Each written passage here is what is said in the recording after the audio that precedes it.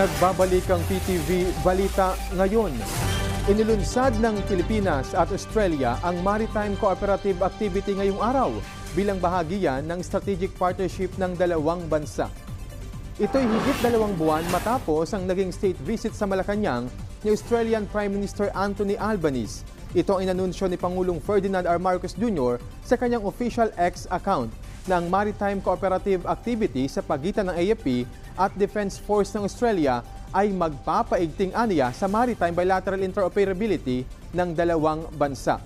Binigyang diin din ni President Marcos na ang nasabing maritime activity ng Pilipinas at Australia ay bahagi ng pangako nila sa pagsuporta sa rules-based international order at sa mas mapayapa, secure at stable na Indo-Pacific region.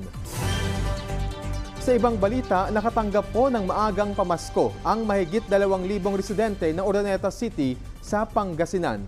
Sa tanggapan niya ni Vice President Sara Duterte. Mismong si VP Sara ang nanguna sa pamahagi ng mga regalo sa Sports and Civic Center sa lungsod. Nagkaroon ng parehong aktibidad ang Vice Presidente sa bayan ng Binangonan.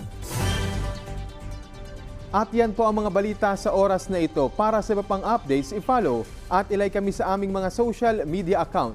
Ako si Alan Francisco. Magandang hapon.